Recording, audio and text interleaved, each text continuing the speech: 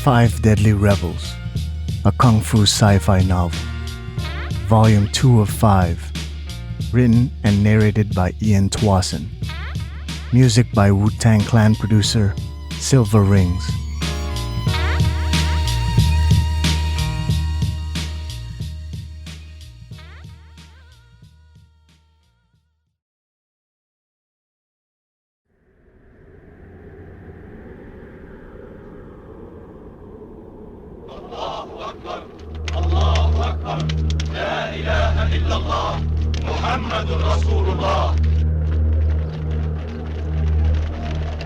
Chapter 10, Sidra.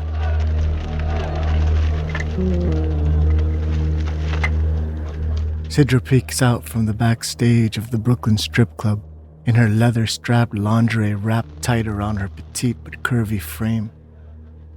Her skin is a lighter tone than most of the other Indian American girls she knows, but her hair is typically thick and heavy, curling halfway down her hourglass back. Her big brown eyes, lined with long lashes, scans the crowd of middle-aged men and Wall Street yuppies acting extra rowdy tonight. The men are loud, spilling drinks on themselves, slapping servers on their asses without their consent as they scurry through a sea of testosterone. But then she sees Ernesto standing near the front of the stage, working as the head bouncer tonight, and she feels safe. In a black suit over a white dress shirt with no tie, Ernesto stands shorter than most of the patrons at the club, but rock sturdy, with defined muscles bulging out from his fitted suit jacket, earning him the nickname Manny Pacquiao, the former welterweight champion of the world, who happens to be Filipino too. One night, a patron made the mistake of underestimating Ernesto's stature, pushing him away when Ernesto rushed at him for grabbing one of the girls on stage. The patron threw a punch that Ernesto intentionally took on the chin, unfazed, just to make a point. And then the patron woke up lying on his back on the sidewalk outside the club, his 4 front teeth missing. But that patron got away easy. On another night, when Sidra was grinding her ass on the lap of some drunk college kid in the VIP section, he reached around and choked her neck gently at first, moaning, but then his grip got tighter. Sidra told him to let go, but he kept squeezing, stronger. Sidra stopped dancing, trying to pry the kid's hands off her throat, when Ernesto lifted the kid up by his hair so hard that he had to let go of Sidra's neck and grabbed onto Ernesto's thick wrists to save his scalp from ripping off. The kid shot up to his feet, knocking Sidra to the ground, her forehead hitting the corner of a low glass table in the booth. When Ernesto saw a trickle of blood drop from Sidra's hairline, his vision turned red, and Sidra turned away, not wanting to see what Ernesto was doing to the kid. The kid was sent to the hospital that night, and a few days later, the club received a lawsuit from the kid's lawyer, and Ernesto was put on unpaid leave for a month. Tonight is Ernesto's first day back, and Sidra feels a strange gladness to see him again. But then she reminds herself, he's just a man, just like all men. So she shakes off the feeling and reminds herself, instead, that she has a job to do. Sidra scans the crowd for a mark, someone sitting alone, well-dressed and ordering expensive drinks. Her eyes narrow at a man in a tailored suit, sipping on what looks to be a glass of scotch under his designer-framed glasses. He waves down a server and orders another round, and Sidra thinks to herself, just a couple more glasses of scotch and he'll be Play-Doh in my hands. His name is actually Mark, which amuses Sidra, or at least that's the name he gave her. They sit on a sectional sofa in the corner of his condo, in front of a rustic coffee table holding a bottle of bourbon, 2 shot glasses, and a mirrored cocktail tray, where Mark is breaking up some coke into lines with his credit card. But cocaine would defeat Sidra's purpose tonight, she thinks to herself. If you like blow, you have to try codeine. She reaches into her Balenciaga bag and digs out a small baggie with 4 white pills. Scoot over, baby. Mark obeys eagerly and leers at her thin waist as she leans over and crushes the pills with the bottom of the bourbon bottle, then breaks them down more with the edge of Mark's credit card, sliding the powder into lines. Sidra rolls one of the bills in her bag into a tight cylinder and hands it to Mark. You're gonna love it, baby, especially with bourbon. Mark snorts up a line and tilts his head back, sniffling. Sidra takes the rolled up bill from his hand and snorts up a line of coke, hoping Mark doesn't notice the difference. But when she looks back at him, her teeth already starting to feel numb, his eyes are closed. Sidra pours them both a shot of bourbon. Cheers, baby. They clink their glasses and Sidra grins as she sips her shot, watching Mark down his in one swig. It only takes 1 hour for Mark to fall asleep on the sofa, and Sidra makes sure he's snoring before rummaging through the condo, not ever wanting to repeat the time she was caught trying to leave Mark's apartment with a gold watch and some cash, then getting slapped around for it. That was until she fought back, and then the slaps turned into closed fist punches. Sidra had to take a week off work until the bruises on her face healed. In Mark's room, she finds a collection of gold necklaces, rings, and $1,200 in cash in a wooden cigar box. Mark snores even louder as Sidra slips on her quarter-length coat over her leather lingerie and straps her heels tight onto her ankles. Standing just inside the front door, about to leave, Sidra turns on her phone to call an Uber when she sees a text from her father who she hasn't spoken to in 7 years, not since she ran away from her parents' house in Buffalo at 16 and hitchhiked her way across the state to New York City. For years, he would text every month or so, despite never receiving a reply. But Sidra could never seem to block him, reading every single text. He'd text things like, I'm so sorry, or we miss you, or let's please talk when you're ready. But tonight, she feels different about it and blocks his number before sneaking out the door. In the strip club change room, she curses at the faulty digital locker when her 4-digit code doesn't work a second time. Ya Allah, the code fails a third time. Fuck these shitty lockers, she thinks to herself, adding to the disappointment of a wasted night at the club, not landing one single mark despite working the floor for 9 hours straight. Fucking thing, she hisses at the locker, even though it opens on her 4th try. She changes out of her lingerie and platform heels into her comfy Juicy Couture velour tracksuit and Converse chucks.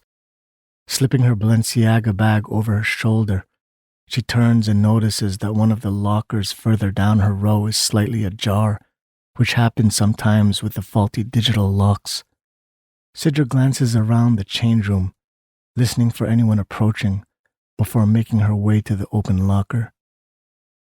Probably empty, unused, she thinks. But when she opens it and sees a set of keys sitting on a black wallet, her eyes brighten. She looks over her shoulder again before peeking into the wallet, finding 8 crisp $100 bills. Without hesitation, she slips the cash out of the wallet, but then sees Ernesto's driver's license inside, and a feeling of guilt hits her, the money still tight in her hand. Ernesto is the only man she might feel guilty stealing from, but then she reminds herself, he's just a man, just like the rest of them, and stuffs the bills in her bag. Her eyes are still looking down for the zipper of her bag as she makes her way to a backdoor exit. But when she looks up, she sees Ernesto standing by the exit, and her heart jerks up into her throat. Leaving already? Ernesto says with an icy tone, and Sidra knows that Ernesto saw everything. Her muscles tense up, preparing for a smack to come, like how she's been smacked dozens of times before. Maybe it would be a punch to her stomach this time, she hopes, and then she wouldn't have to miss work. Yeah, pretty dead out there. She stares at her shoes, She tries to remember all the time she's been beaten by the men in her life, even before she became a hustler, before she was even an adult, and she was ready for it. But then Ernesto just opens the door. Okay then, do your thing, Ernesto says, and she wonders if it's a trick. See you. She smiles and squeezes her bag tighter at her side as she brushes past Ernesto's broad chest, her eyes lowered, waiting for him to snatch her bag away, or maybe grab her by the hair, lurching her back into the change room. He could snap her neck without even trying, she knows, but it doesn't happen. Her rubber soles clomp on the pavement of the parking lot outside, and she glances over her shoulder at Ernesto, who shoots her a smile and disappears back into the building. And then suddenly, Sidra is hit with the knowing, the feeling that she is safe, and slows her pace.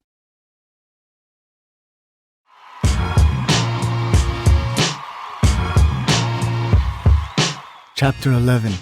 Always Bet on Black.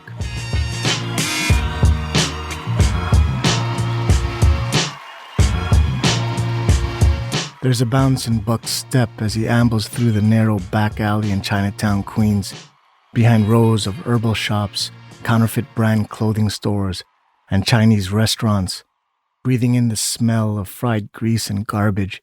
He always hated leaving his Park Hill hood in Staten Island, let alone leaving his entire borough, and even worse, leaving his borough to go to Queens.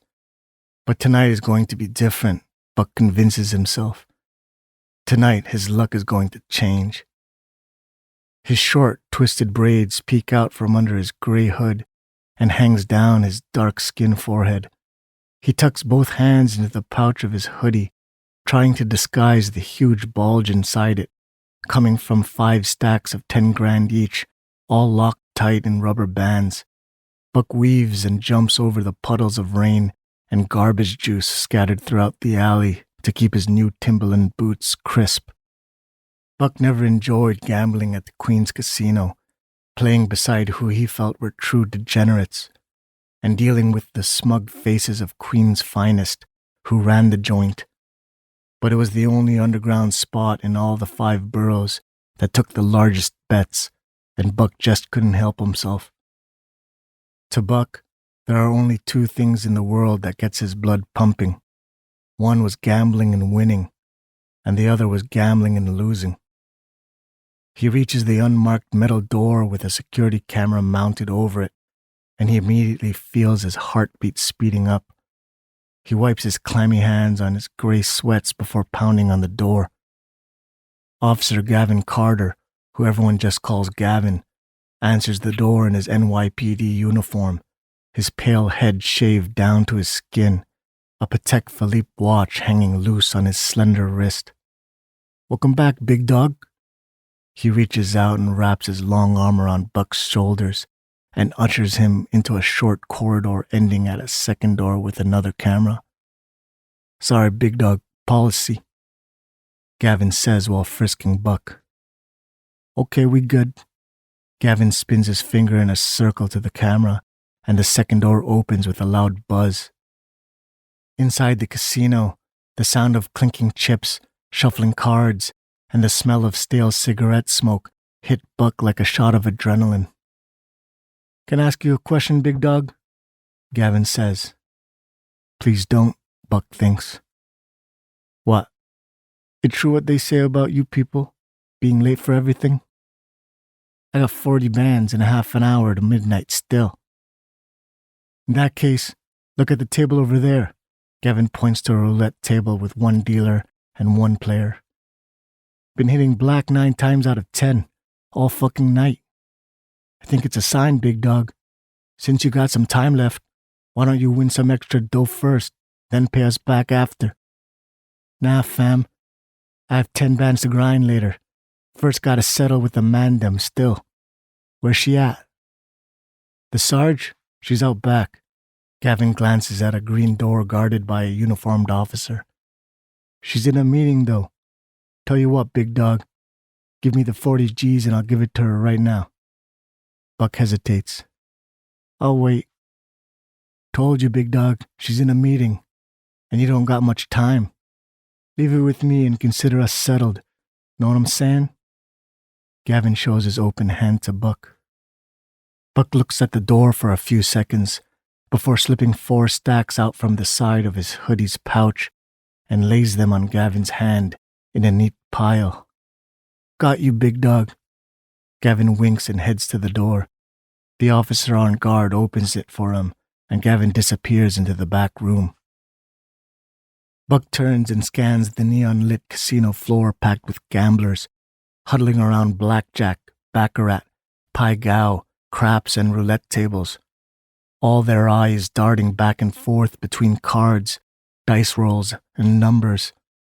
The smell of sweat and anticipation fills his nostrils and stirs something sweet inside him, and he thinks back to the exact night it all started.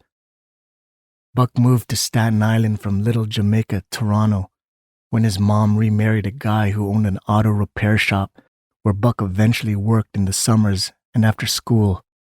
His stepfather was pretty well off, by Park Hill standards, anyway, and Buck knew he could have owned that auto shop one day.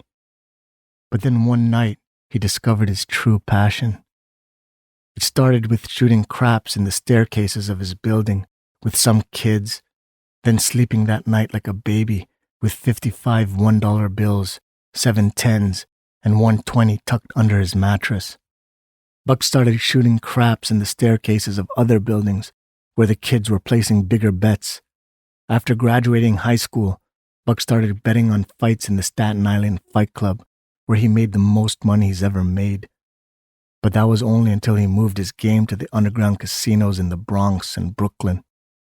It was only a matter of time, Buck knew back then, that he'd have to play for the biggest stakes at the highest limits in all the 5 boroughs. The Queen's Casino in Chinatown, Queens, run by none other than Queen's finest. On his first night gambling there, he lost everything he had ever won and everything he had ever saved, his entire bankroll. And even though Buck asked, Queen's finest wouldn't put him on credit. Later that night, he couldn't sleep, lying there awake in his bedroom in his parents' apartment, obsessing about winning back everything he had lost. All I need is a new bankroll, he'd thought. The idea of working at his stepfather's auto shop again to build his bankroll never crossed his mind. Neither did asking his parents for a loan, nor stealing from them, not ever. Instead, he stole cars, applying what he learned from all the summers and after-school hours at the auto shop. He sold every car he stole to a godbody in Clifton, who paid Buck fairly. And after that, Buck returned to the Queen's Casino and won everything he had lost, plus much, much more. He would win big a few nights in a row, lose one night, then go on another winning streak that lasted weeks. Buck quit stealing cars after that. But then Buck started losing, a few grand one day, more the next, and when he lost his entire bankroll again, Queen's finest put him on credit. And when Buck lost 40 grand in credit, Queen's finest cut him off from the tables and gave him a deadline to pay it all back. Midnight, tonight. And Queen's finest took deadlines very, very seriously. Standing there on the casino floor, he could still smell the pine-scented air freshener on his hoodie from the Porsche SUV he stole and sold only hours earlier. A weird feeling rises in Buck's gut when he looks at the time on his phone, 11:44 p.m. Whoa, says the officer guarding the green door as Buck storms towards it. Need to talk to the Sarge, Buck says. She's busy. I got paper for her. The officer looks Buck up and down, then nods. Go ahead. He raises his hand to the door. Inside the back room, Gavin is spread out across a small sofa against a wall covered in peeling wallpaper. A tall, skinny officer that Buck recognizes as Officer Ahmed leans his bony shoulder against the opposite wall. At the far end of the room, the Sarge leans back on her swivel chair behind a desk cluttered with stacks of cash, papers, pens, and a black revolver. She's a stout woman, her NYPD-issued shirt buttoned up to her collar, squeezing at her short neck. Her dark hair is pulled back into a ponytail so tight that it slants her eyes. A Patek Philippe watch squeezes onto her stubby wrist. "Just in time, Buck. You got something for me?" she says in a New York, Puerto Rican accent. "I gave it to Mans over there." He points at Gavin on the sofa. "Sorry, you gave it to who, big dog?" says Gavin. "You," Buck glares. "Gave me what?" 40 bands. "What 40 bands?" "The 40 bands in your pocket, fam." "I wish I had 40 bands in my pocket, know what I'm saying?" Gavin laughs, looking at Ahmed, who chuckles silently, his shoulders bouncing. Gavin looks at the Sarge. "Sergeant, I don't know what homeboy's talking about. I gave Mans 40 bands like 10 minutes ago, no cap." Buck says to the Sarge, who stares back, oblivious. "Yo, big dog," Gavin says calmly, adjusting his holstered Beretta at his side. "We can do this real quick or real slow like, know what I'm saying? Dog?" He says the word dog soaked in venom. Buck looks down at his phone and turns to leave. "Where you think you're going, Buck?" says the Sarge. "I have 10 minutes left until midnight, fam. I'll get you that paper," Buck says over his shoulder, marching away. Back on the casino floor, Buck slaps his one stack of 10 grand in cash on a roulette table beside one other player. "Give me yellows," he says to the dealer, wearing a white polo. The dealer slips the rubber band off the money, counts the $100 bills on the table in 10 neat rows, then slides a stack of 10 yellow chips in front of Buck, 10 grand barely 2 inches high. Buck peeks down at the notepad of the player beside him and sees that the last 7 rolls landed on black. "Place your bets." The dealer raises his arm over the table and Buck slides the stack of chips over a black diamond on the felt. The other player leans forward, placing green chips on numbers all around the table. The dealer and Buck have eye contact, and suddenly he can feel his heart pounding in his chest. "No more bets?" The dealer waves his arm over the table, reaches for a small white ball sitting on the slow-spinning roulette wheel. The dealer spins the wheel faster and drops the ball onto it, clicking with every bounce, and Buck doesn't even look, holding a stare at the dealer's mouth. "Black 17, the dealer says, and slides another stack of yellow chips beside Buck's other stack, equal in height. Buck combines his chips into a single tall stack, 20,000 high. Just one more double up, Buck thinks to himself. "Place your bets," the dealer says. Buck leaves the tall stack on the black diamond and stares at the dealer's mouth. "No more bets." The dealer waves his arm again and again drops the white ball on the spinning wheel. Buck's heartbeat starts to thump so hard, he thinks he can even hear it over the clicking, bouncing ball. Then the ball stops bouncing and rattles to a stop. "Black 22, the dealer says, sliding a stack of 20,000 in yellow chips beside Buck's 20,000. 40,000 total. "I did it," Buck thinks to himself, but his heartbeat doesn't slow. He looks down at the player's notepad beside him. Black hit 9 times in a row. It can't hit black again, he thinks to himself, the thought nagging at him. 10 times in a row, not possible, he thinks. The next roll has to land on red.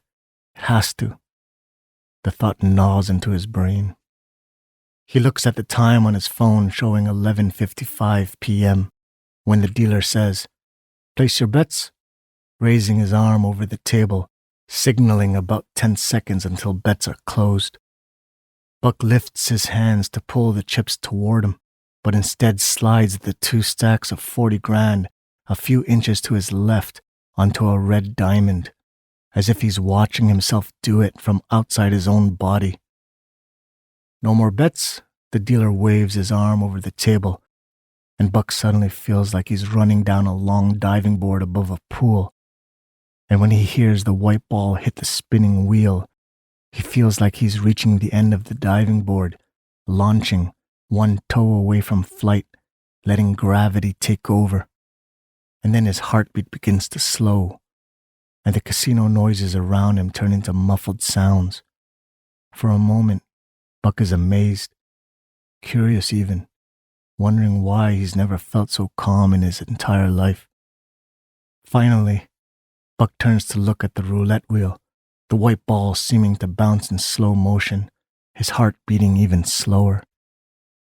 Then the rush of time returns, and all the noises of the casino erupt around him as he sees the white ball rattle and settle on Black 4. Black 4. The dealer reaches over the table and drags in Buck's stacks of chips that topples over onto the felt into a messy pile under the dealer's hands. Buck's eyes are still fixed on the white ball and Black 4, spinning round and round in circles when he feels a slender hand grip onto his shoulder. "Follow me, big dog," says Gavin behind him. Another wave of calm washes over Buck, and he continues to wonder in amazement what it is exactly. Relief? Some kind of catharsis, maybe? He thinks to himself as he lets Gavin usher him through the casino floor to a different door at a far corner, Officer Ahmed following behind him. Behind the door runs a long, white brick corridor leading to an unused kitchen with metal counters, industrial ovens, and hanging cookware, all collecting dust. They enter another door that leads to a short staircase that climbs down and turns sharply into a longer staircase, dark, unlit. Buck sees the outline of another door at the bottom of the staircase, backlit by the streetlights outside. Outside now, in another back alley, narrower than the first one that led to the casino entrance, Buck stands between two rows of connecting buildings, towering over both sides of the alley. The base of each building is covered entirely with graffiti murals and gang tags on top of more gang tags. No spot of the building's brown brick behind the graffiti paint can be seen. "Keep walking, big dog," Gavin says behind Buck, the clomping from hard-soled police boots bouncing off the walls around them. "You know, you people are all the same," says Gavin, despite his black partner beside him. "Sometimes you gotta count your losses and move on. You can't scoop up everything in one grab, know what I'm saying?" Buck looks up at a narrow sliver of night sky between the tops of the buildings beside him, and he's surprised to see stars, not the usual overcast glow from the city's light pollution. "Buck, Buck, Buck, what am I gonna do with you?" Gavin sighs. "Body a nigga, I guess," says Buck. Buck hears the clack of a Beretta being cocked behind him. Still keeping his stride, he looks up at the sky when a bunch of pigeons take flight from one of the balconies above. And then he sees a figure wearing a three-piece suit, his faceless head made of solid turquoise, standing horizontally on the wall of the building, high up, as if the wall was the ground to this figure. Buck doesn't even hear the gunshot when all goes black.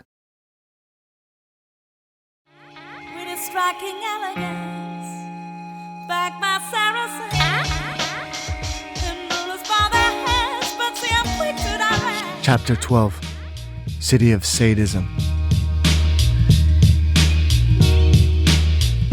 Sidra's petite but curvy body sways between Chris's knees, who leans back into the leather sofa in the VIP booth. Chris is the manager of a hedge fund that she had heard of, and probably worth 9 figures, she thinks. The perfect mark. She's used to the leering stares of men, the lustful glances that followed her every move around the club. But Chris seems to be looking through her, rather than at her. She catches a whiff of expensive cologne and sees his Jacob & Co. watch glinting in the neon lights.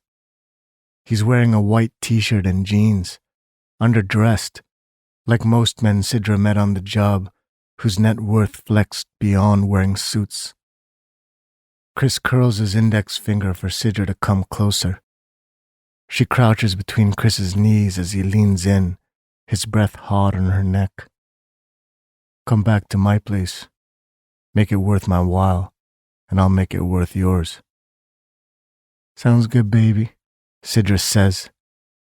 Let me get my coat and I'll meet you out front. Sidra struts out of the VIP section when Ernesto stops her.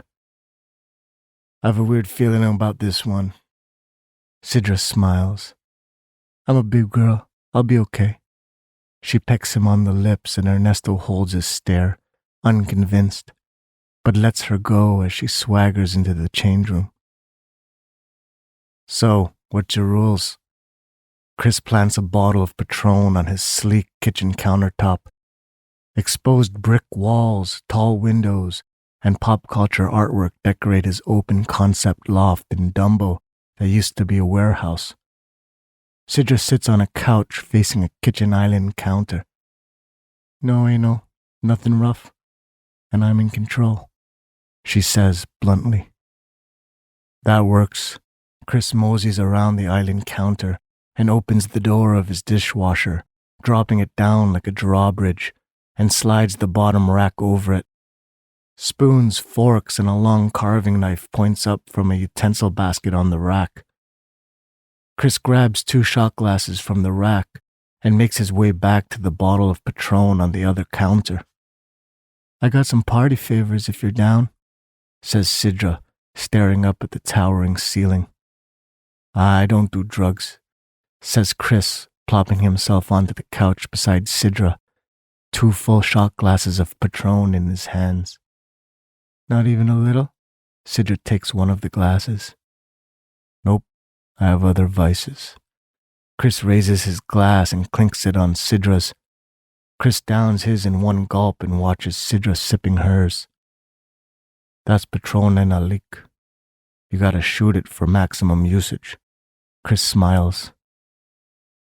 Sidra hesitates before tilting her head back and making the tequila disappear down her throat. Delicious, right? Says Chris. Mm-hmm. Sidra smacks her lips. Chris's smile grows wider. We're gonna have a lot of fun tonight. He purrs, his hand creeping up her thigh. Sidra knows many men like him, wealthy, powerful, used to getting their way, which makes hustling him feel so much more satisfying. But then her vision begins to blur. She looks down at her hand that doubles, 5 fingers becoming 10. She blinks and sees her hand return to normal, then doubles again. What did you put in the shot? Her voice staggers. Chris stands and walks to a large ottoman against the wall near the couch. Sidra's stomach churns as she sees, out of focus, Chris removing bondage cuffs, a head harness, a ball gag, and an anal hook from inside the ottoman. Sidra's heart races as she rises to stand, dizzy, but falls back down onto the couch. Don't you worry, little girl. You won't feel much. Chris tosses the bondage equipment on the couch beside Sidra. He leans over her shoulder, whispering his plans and all kinds of vulgarities into her ear, enunciating every word, but they all elude her. She's not registering, not fully grasping. Terror begins to creep into the pit of her stomach and coils there, cold and hissing. Please don't. Her voice trembles. Chris sweeps his hand at the floor by the foot of the couch, snatching up both empty shot glasses and places them on the island counter. Sidra musters enough energy to stand, barely balancing, and stumbles forward. Easy there, little girl. Chris catches her in his arms. She's cradling his back for balance, and over his shoulder, she sees the long blade of the carving knife sticking upwards from the rack on the dishwasher door, still open and lying parallel to the ground. Sidra presses forward with all her draining strength, and Chris laughs as he backsteps closer to the dishwasher. Sidra plants her foot behind his heel, tightens her embrace, and with the very last of her strength, She leans all her weight into him. Chris attempts to backstep for balance, but his heel is locked, and he topples backwards, unaware of what waits behind him. He plunges onto the long carving knife sticking upwards from the dishwasher door with all his weight and Sidra's weight on top of him, and the blade slides easily through his back. The dishes, glasses, and utensils rattle violently in their racks as the dishwasher door breaks from its hinges. Chris's eyes widen in shock and glaze over after 2 shallow breaths. Sidra shifts her weight to the side and rolls off of Chris's twitching body, her back resting on the cold hardwood floor. She toils to breathe, thinking it's the drugs he had slipped her, but when she presses her hand on her chest, she feels that it's wet. Even raising her head up from the floor to look down at her chest is a struggle, and she sees the stab wound between her breasts, blood burbling from it, yet she feels no pain. The ceiling staring down at her grows blurrier with every short breath. She groans, turning over onto her hands and knees, crawling towards the front door to the building's corridor, a corridor where someone might find her before it's too late. A thin, steady stream of blood trickles a trail of red on the hardwood under Sidra, crawling closer and closer to the door. Her head suddenly becomes light and she can feel a faint creeping up on her. But she can't let that happen, not here, not where no one can find her. She wills herself to stand, the world spinning around her, warmth running down her stomach. Just a few more feet, she pleads to herself. But then the door seems to move further away, as if the floor between them stretches longer. And then her legs give in, her eyes roll back, and she collapses backwards, falling into someone's arms. The last thing she sees before blacking out is a faceless head the color of turquoise.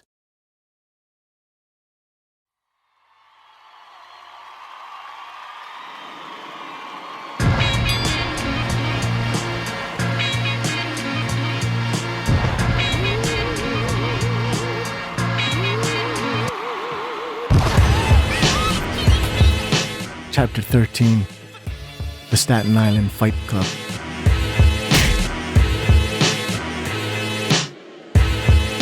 A horde of men fill the main floor of an abandoned house somewhere in Clifton, Staten Island, that many still call the slums of Shaolin. The bando's interior walls are all broken down, only bare support beams.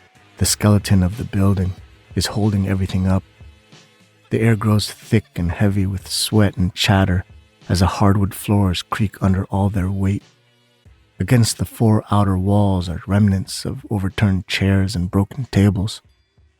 Tonight is Tuesday, which means that the Scrappy Killers crew is running another fight club in the bando. The crowd of men gather around a circle of open floor at the center of the space, their faces obscured by shadows from the construction work lights surrounding them, stretching tall and portable stands around the outskirts of the crowd. The sound of boos echo off the damp walls as a couple of crew members drag a battered man out from the circle. Buck stands in the thick of the mob, wearing a long army green overcoat, beige khakis, and tan Timberland boots. His long, twisted braids hang low below his jawline, almost touching the black linked chain around his neck. A black silhouette of a small lizard is tattooed on his temple, as if crawling up the side of his head, barely visible against his dark skin. He counts a wad of cash in his hands as bodies bump into him. Mickey creeps up beside Buck, his blonde hair in thick cornrows gripping tight on his scalp. A wife-beater tank top hugs his defined muscles and hangs over the waistband of his baggy black cargo pants, its hem tucked into his black Doc Marten boots. "Oi, Buck," Mickey says to Buck, who's too preoccupied counting the bills in his hand. "What? See Broski over there, with the beard?"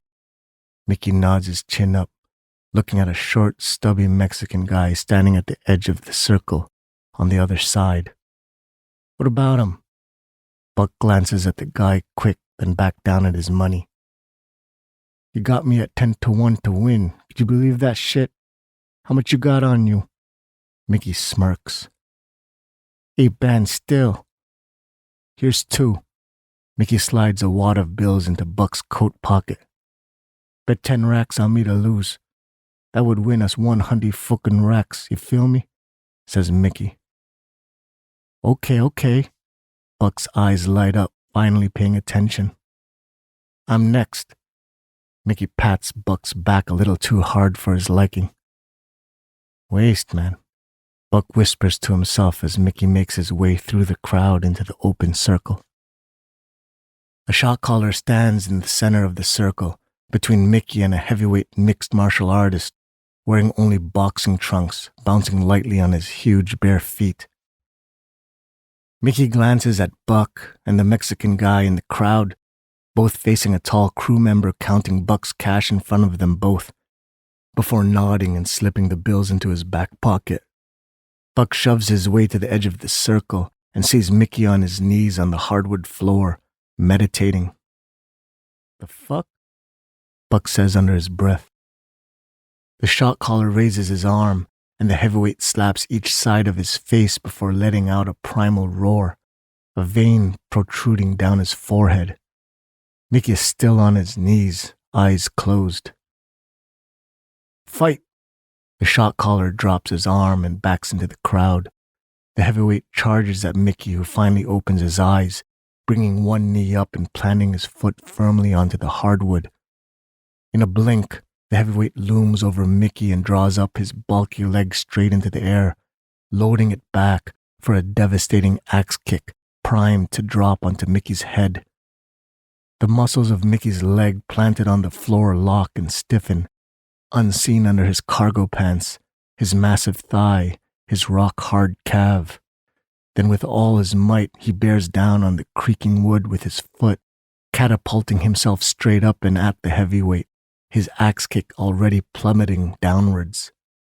Airborne, too close now, Mickey's shoulder thrashes onto the back of the heavyweight's leg, blunting his attack, and then Mickey drives his back leg upwards, knee first, smashing into the heavyweight's face, splintering his teeth. Mickey lands steady onto his feet just before the heavyweight's wide back flops onto the floor with a loud thud, his eyes crossed. The fuck? Yells Buck. The shot caller waves his arms in the air, signaling the fight is done, and the crowd swarms into the circle with loud groans, cheers, and gasps, swallowing Buck backwards into a sea of bodies. Buck starts pushing his way into the circle, parting the crowd with his arms like he's swimming. His eyebrows furrow with fury under his hanging braids. When he reaches the circle, he sees the shot caller kneeling over the heavyweight's quivering body. Buck spins in circles looking for Mickey, but he's nowhere to be found. Buck jumps a few times to scan over the heads of the mob, then presses his way through it, eyes darting from face to face. On the outskirts now, Buck stands alone beside a construction work light, shaking his head, fuming. Fucking waste, man. Chapter 14. A woman walking alone at night. In a surveillance room in a police precinct somewhere in Queens, the biker sits on a reclining chair. A thin line of smoke streams up from a cigarette between his fingers, gleaming white from the lights of the rows on top of rows of flat-screen monitors facing him, the only source of lighting in the dark room. All the screens show security camera footage from stores, banks, and traffic lights within a specific 9-block square in Manhattan. A date and time code flickers at the bottom of each screen.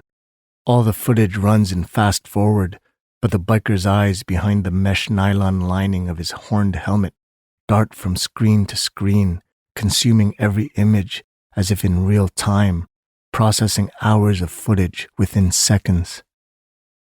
An image of a woman wearing a blue Adidas tracksuit flashes on one of the screens. The biker pauses the video and rewinds it back to the woman. He freezes at the frame and studies her. Dark hair in a curly ponytail, a gym bag hanging at her side, and a long beige poster tube with a black strap hanging over her other shoulder. The biker snaps a screenshot and runs the image through the NYPD's face recognition program. Leaning closer to the monitor, he stares at the spinning loading symbol turning in the center of the screen. He swallows the gathering saliva in his mouth when the program spits out a match, a name and an address in Brooklyn.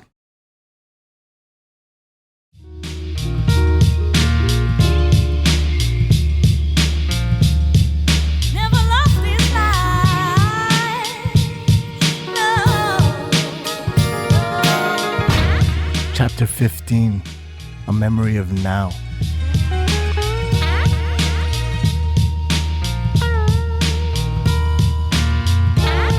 Ernesto wakes up as if by instinct, the instant Sidra opens the front door of their apartment, already sitting up in bed when she enters their bedroom in her blue Adidas tracksuit. This is their routine. Sidra would come home from work, and they'd hang out for a couple of hours in bed after praying for his cancer to go away. A few years ago, Sidra quit her old lifestyle after the night she was drugged, and although she never told Ernesto about it, he was so proud of her decision. He offered her to stay with him in his small apartment in Brownsville until she figured out what she wanted to do for work.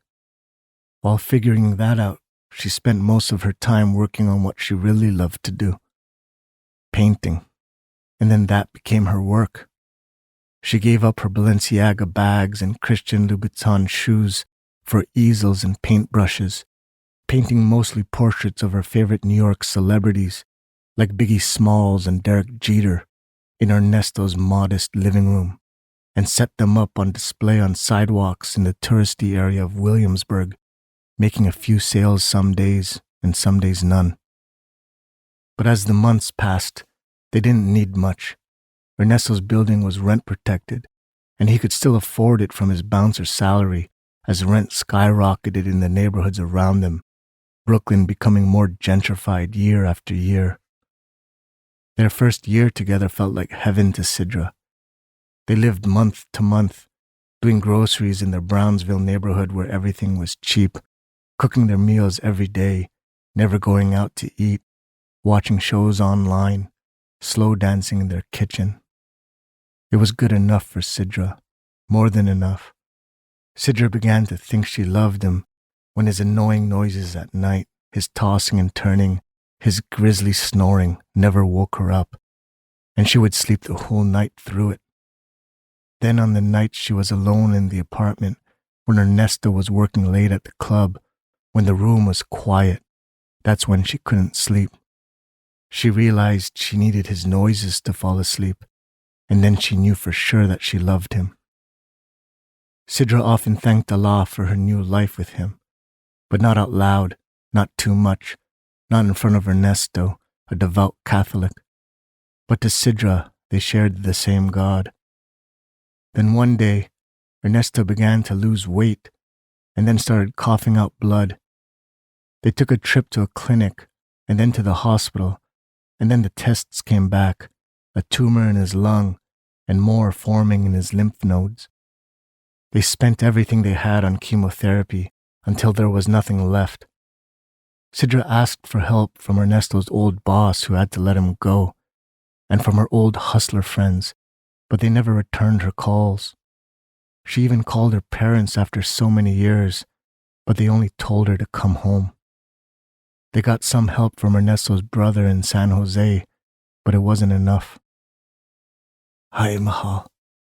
His lips curl into a smile, but his sunken cheeks don't dimple as they did before the chemo that took all of his thick hair. His skin, once a milk chocolate complexion, is pale and yellowish and seems to hang from his skeleton.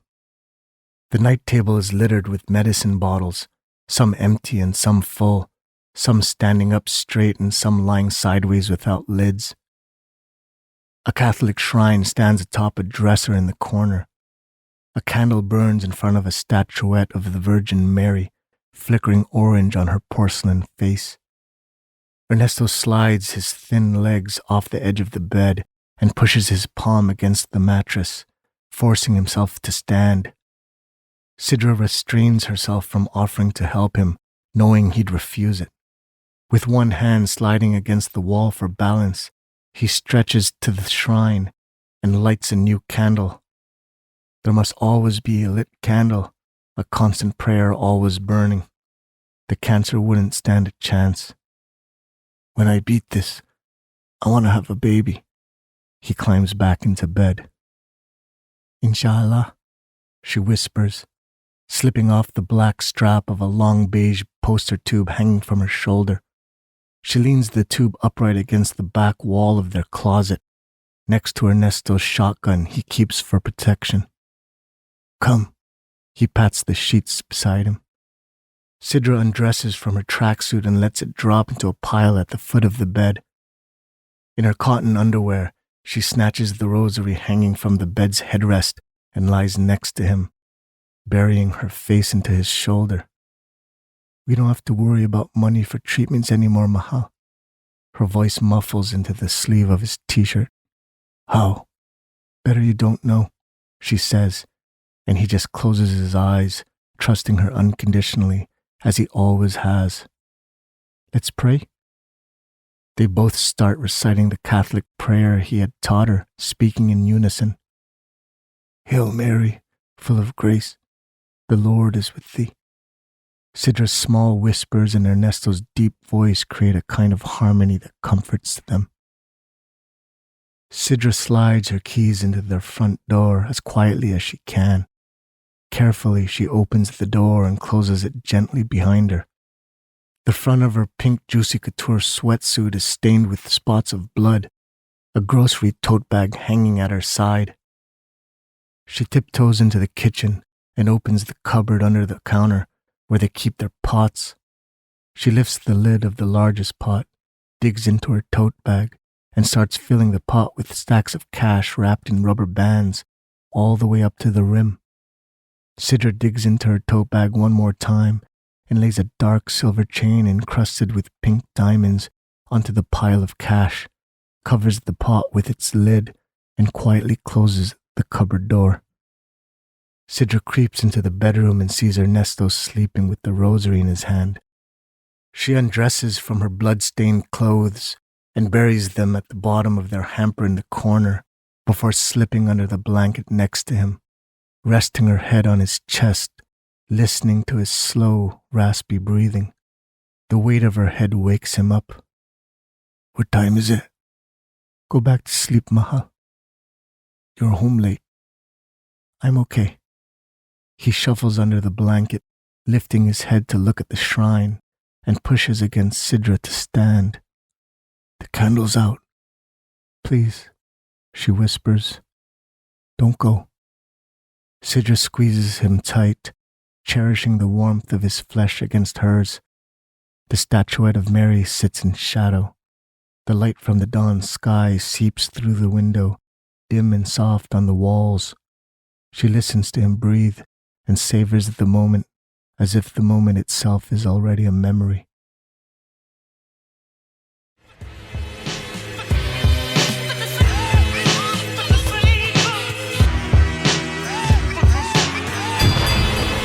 Chapter 16, The Brooklyn Fight Club.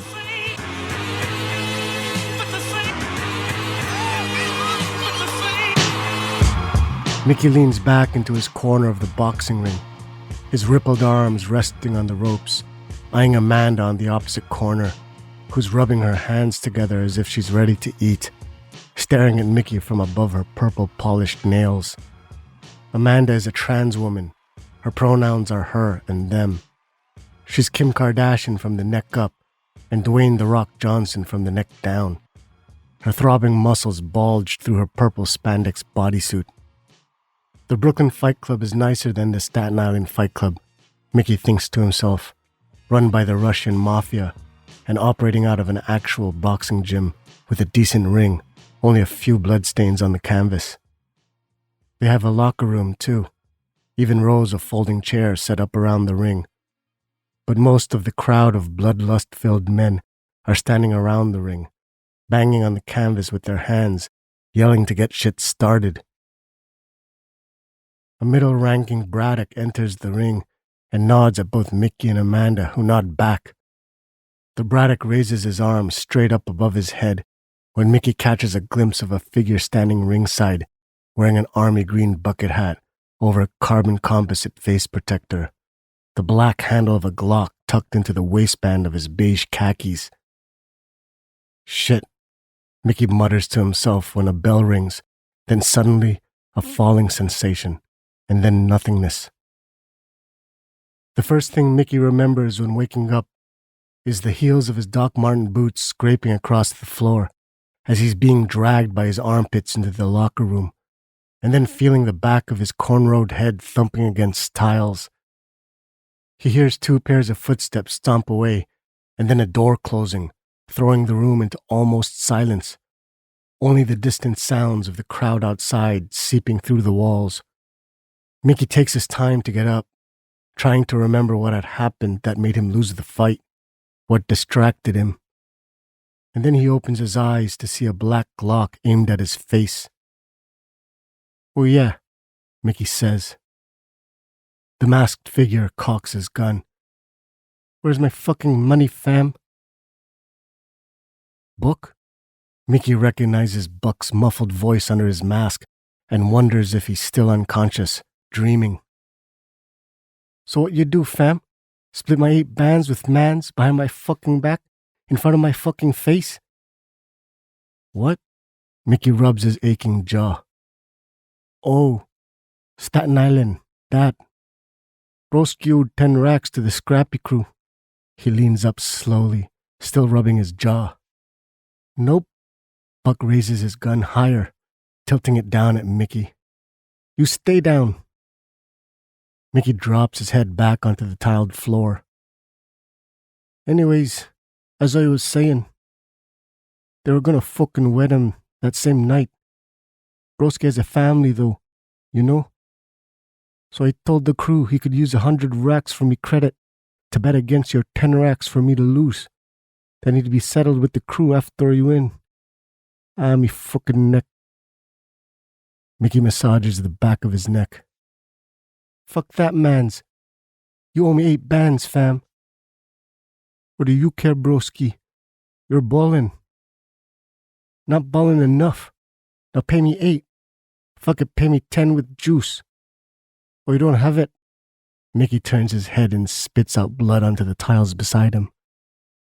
"What? I bet everything I had on myself today." Mickey chuckles through his bloody lips. Buck lowers his gun, lining up Mickey's face in its sights. "That's a shame, fam. You gonna wet me for 8 racks?" says Mickey. "It's the principle still." "Ah, the principle. You sure about that?"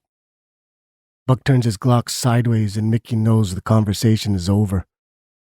In a flash, Mickey leans to his side and sweeps his brawny leg at Buck's feet, but Buck leaps over it, backflipping in the air and planting his stance on the ceiling as if it were the ground. Mickey shoots up to his feet and squares up, dropping into a Muay Thai stance, but Buck is too high up for him to reach, standing upside down on the ceiling, so he lets his chiseled arms drop to his sides and laughs instead. Buck aims his Glock at Mickey again when Mickey says, "I'll get you more than 10 racks, broski," turning to walk to his locker. Buck eyes Mickey carefully as he spins the dial of his padlock, then yanks it down with a loud clank. "I can get you M's, fucking billions to be honest." "Cap," Buck scoffs. "No cap, broski." Mickey swings the locker door open. Buck sees a red newsboy cap and a dark thermoplastic mask with thick eyepieces hanging from one of the hooks inside the locker. "I can even cap if I wanted to," says Mickey, wiping the blood from his lips with the back of his hand, and Buck understands. "Come down from there before someone fucking sees you." Buck lets himself drop from the ceiling and lands nimbly on his feet. Number fucking 3, eh? The blinder. So all that bullshit about not being able to cap was bullshit too, eh? Scamming me out of 8 bands. Buck hisses. I told you how much you'd win if I lost the fight. 100 racks. That was true, broski. Never said I was gonna throw the fight though, innit? Mickey snatches his red long sleeve hanging from another hook in the locker and slips it over his wife beater. Now lack the burner. I won't try nothing on you. Aight. Buck tucks his Glock into his back waistband behind his long coat, not so much trusting Mickey now, but trusting the master's code, blocking the blinder from telling lies. Now, tell me about them M's, no capping still. Well, you know who has the ledger? Mickey slips on his black leather vest over his long sleeve. The gold ledger? Buck's voice cracks with excitement. Yup, that's the one. I know where it is and who has it, but you gotta keep it on the low ski. Mickey notices the end of the old envelope peeking out from the inside pocket of his vest, its corners bent and paper turning yellow. He stuffs the envelope deeper into his pocket. Number 1, says Buck. Number 1's dead. I didn't wed him though, but I saw his words, says Mickey, slipping his head into a black ski mask with white barcodes embroidered all over it, his blue and gray eyes peeking out through a single oval opening. What's man's words? Says Buck. We'll get to that. Mickey fastens his thermoplastic mask onto his face and adjusts his thick eyepieces. Aight, so who has the ledger now? Says Buck. Check this. So Shorty walks into the club last night, asking for a fight. Mickey slaps his red newsboy cap onto his head, wiggling it to fit. Young Indian thing. No one took her seriously until she bet her iced-up chain on herself to win a fight. Silver links with pink ice. Number 1's chain, broski. Probably worth 2 M's, but not on the streets. The Russians put up 100 racks on it and faced her up against some poor fuck. Shorty won the fight in 10 seconds. She left with the ice and the bags. I followed her. I know where she lives. That's where the ledger must be, innit? Aight, what's Shorty's addy? Says Buck. Why? What's the plan? The blinder turns to face Buck, mask to mask.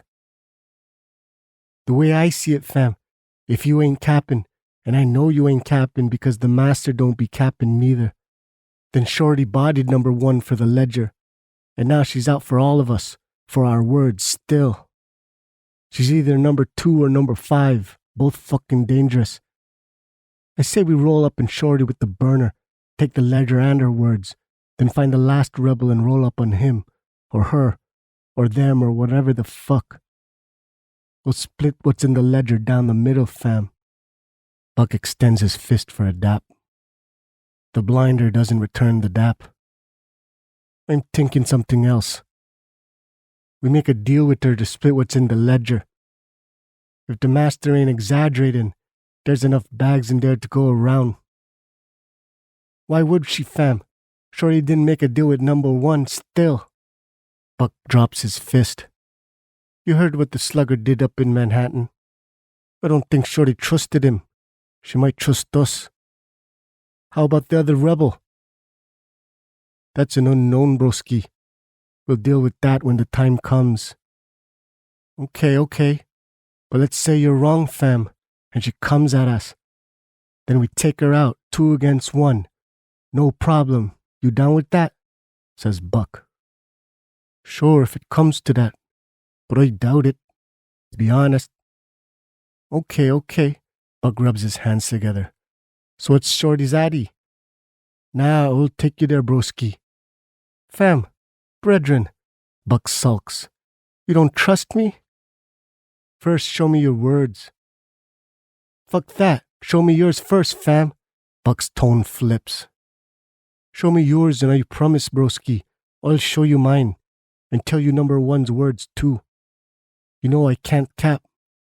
Then we have a deal. Buck hesitates before sighing. Okay.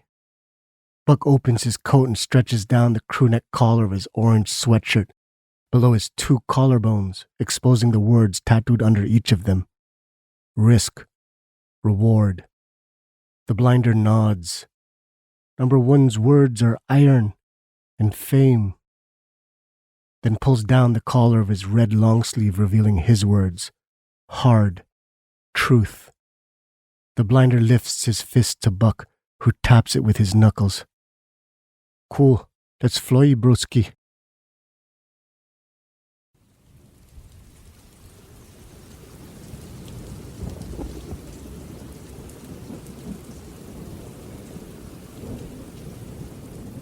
Chapter 17.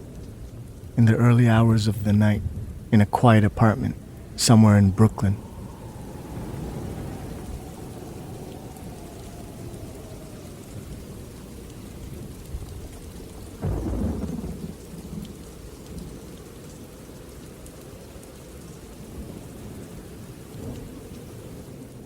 Sidra sits at the edge of Ernesto's bed, wearing his baby blue button-up shirt like a short dress, stroking his sprouting hair on top of his head, just starting to grow back. Sidra exhales a sigh of relief, knowing that the treatments are working. The latest test showing the tumor in his lungs shrinking. They even have a doctor coming to the apartment now, and a nurse who visits every other day.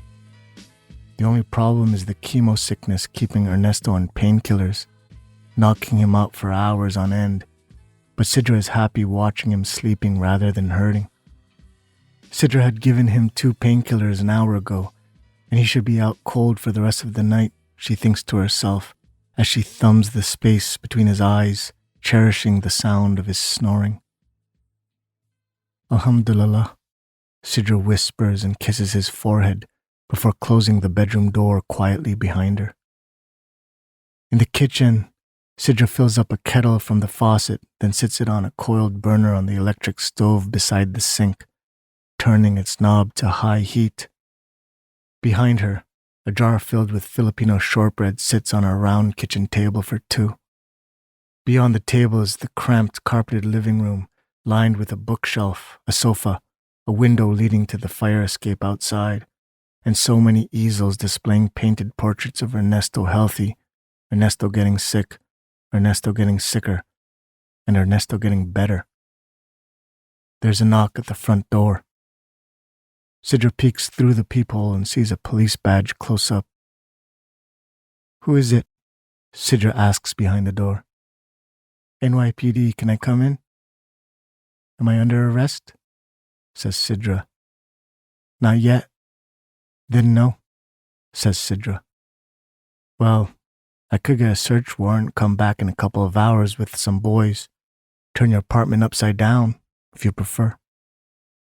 Sidra looks down at her bare feet and sighs before sliding the door chain off, turning the lock, and opening the door to see Luchin in his all-black suit, designer dress shoes, and a black backpack hanging off one of his shoulders.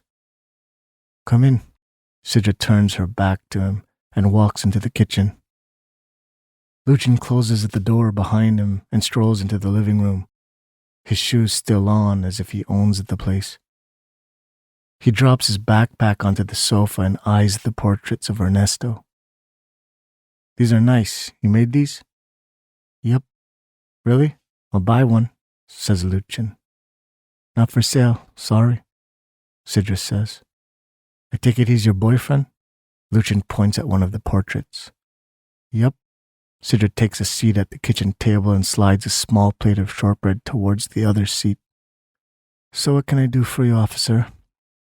Detective, Luchin corrects, taking the seat at the table, his back facing the living room.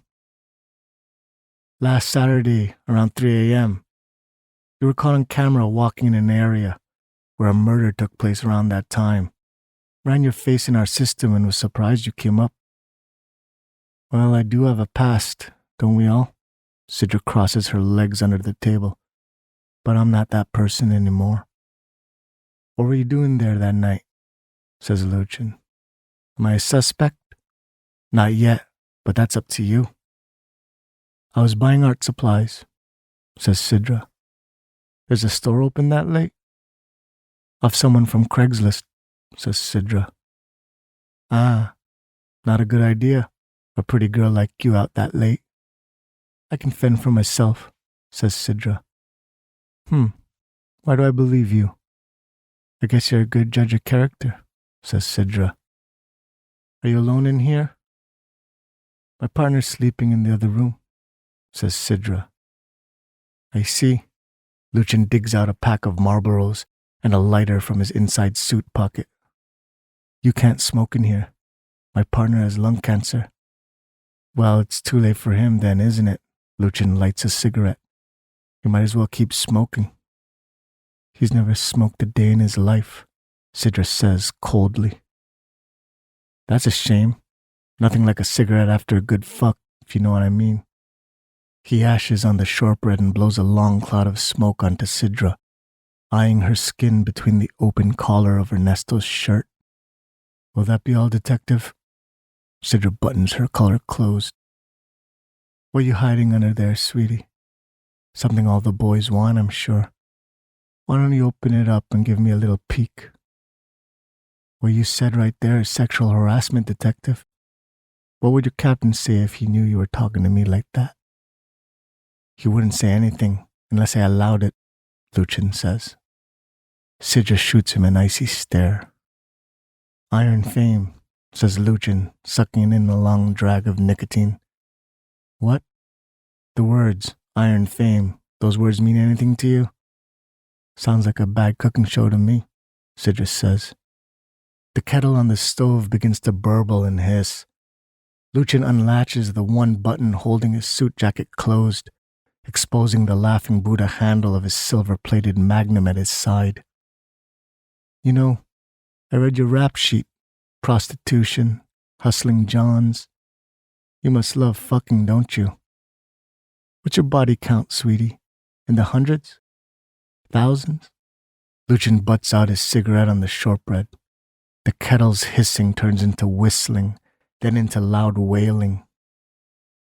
But you haven't had a good fuck in a while, I can tell. Sorry about that, sweetie. But maybe what you need is a real man. A strong, healthy one. Sidra smiles, her hand lightly pressing up against the hilt of Overdark, its sheath duct taped to the underside of the table. Now, let's see what you got hiding under that shirt, sweetie. Luchin reaches over the table.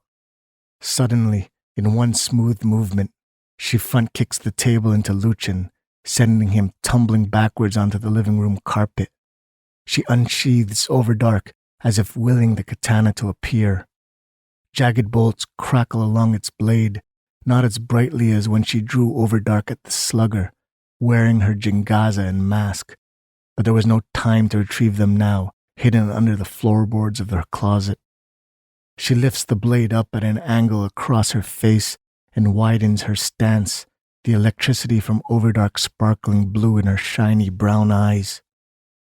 Crouched now, one knee on the carpet, Luchin releases his grip on his magnum, still holstered. He chuckles, knowing its uselessness against Overdark, even in its weaker state. He calmly reaches into his backpack on the sofa beside him and digs out his biker's helmet. Its dark Kevlar face shield is frilled with horns, fitted onto a black nylon lining littered with random white letters of the alphabet. Luchin slips his head into the lining. The face shield fastens onto his skull, its horns jutting out behind Luchin's head like the neck frill of a triceratops. The two longest horns on each side of his head spread back like the wings of a Trojan soldier's helmet. Tell me, number 2, do you think your kendo can beat my kung fu? Says the biker. He leans back onto one leg in a crane-style stance.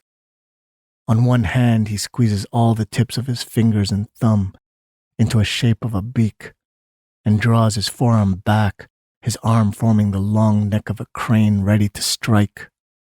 Sidra brings Overdark down, splitting the kitchen table in half, and charges at the biker through the table's ruins. Overdark falls right, left, then right again at the biker, lightning quick. But the biker's feet are a blur as he sidesteps Overdark's blows.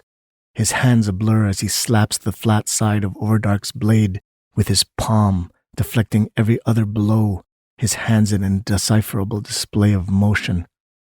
Too fast, the biker strikes at Sidra multiple times with the pointed tip of his crane-style hand as she's still winding up for one single blow, breaking her nose and two of her ribs before Overdark slashes harmlessly through the air, inches from the biker's side. Then the biker switches to tiger style, digging his fingernails into the calluses of his palm, striking Sidra's throat with the second knuckles of his fingers, folded down, resembling a tiger's paw. Sidra backpedals, forcing air back through her damaged windpipe, but the biker presses into her.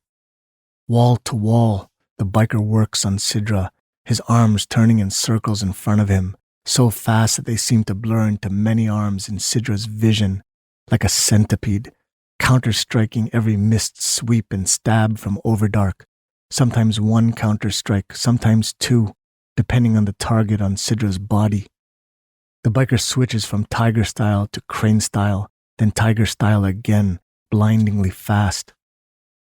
Sidra draws Overdark back over her head, but before she can unload the blow, the biker rips off the top 3 buttons of Sidra's shirt that swings open, exposing the 2 words tattooed under her collarbones. Sword. Mercy. Sidra unleashes a downward strike, but the biker catches her wrist, twisting her arm, pointing the katana straight to the ground. He slaps Overdark's hilt, and the katana flies from her hand, its electricity dying the instant it leaves her fingers. The blade clatters on the carpet and slides up against a leg of the sofa. The biker twists her arm tighter, forcing her to bend at the waist to save her shoulder from dislocating, her head hanging low, her dark hair sweeping the floor. The biker presses the cold nozzle of his magnum on the base of her neck, blood streaming up her face from her broken nose, her breath wheezing from her broken ribs. "Where's the ledger?" the biker commands. "Far away from here." She spits out blood onto the biker's designer shoes. And then the bedroom door crashes open, Ernesto leaning against its frame, a shotgun shaking in his weak arms aimed at the biker. "No!" Sidra screams, but it's too late. The biker raises his gun quicker than Ernesto can squeeze his trigger, and then the top half of Ernesto's head explodes, leaving only his jaw and chin still attached to his neck. Sidra kicks her legs back into a front flip, unraveling her arm, her heel striking the magnum out of the biker's hand as it thumps onto the carpet and slides up against the floorboard of a far wall. Sidra sticks her flip, landing on her feet, her arm untwisted, and fires a violent sidekick into the biker's chest, propelling him backwards, airborne, slamming into a bookshelf. Hardcovers and paperbacks spill onto him, lying in a heap at the base of the shelf. Sidra bolts to the window at a desperate speed, the fastest the biker has yet seen her move. The biker dashes to his magnum, snatches it from the ground, turns and fires, a cloud of gunpowder smoke blurring his vision.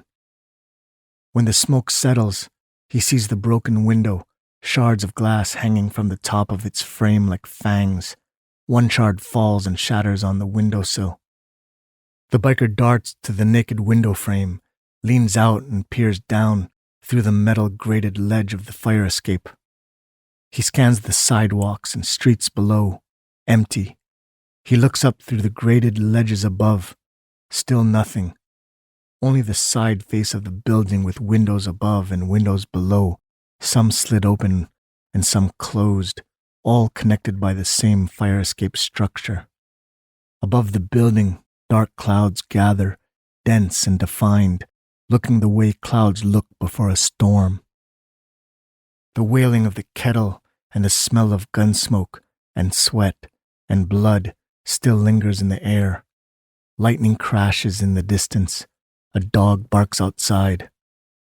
The biker glances at Ernesto's dead body lying on its back halfway into the bedroom, still warm, still spewing blood from the bottom half of his head, soaking into the bedroom carpet. The biker looms above Overdark, lying flat by the foot of the sofa. He picks it up by the hilt and eyes its blade, but it's just a blade now, not even a good quality blade, but one that some average white man would use as a display on a side table or hanging shelf. Hard rain begins to fall, drumming on the metal of the fire escape outside and splattering on the windowsill. The biker lets the katana drop from his grip, and it chimes as it hits the floor.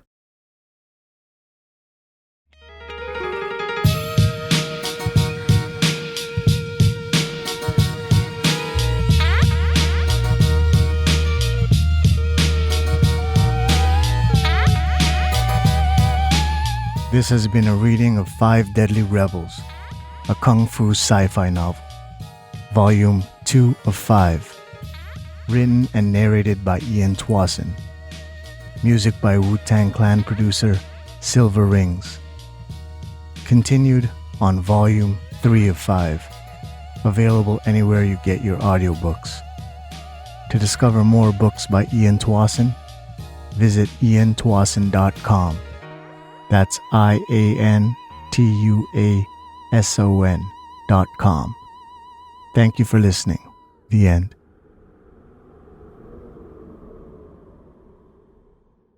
Dedication. To Mom, but more specifically, Mom in the month of March 2021, when her mind was barely there from Alzheimer's, and her body was barely a body because of cancer. Yet she never forgot us. She never stopped smiling. And in that 1 month, I learned everything I know now about happiness, wisdom, sacrifice, courage, and love. Truths I didn't even know I was oblivious to in all my years before. To Mom in March 2021.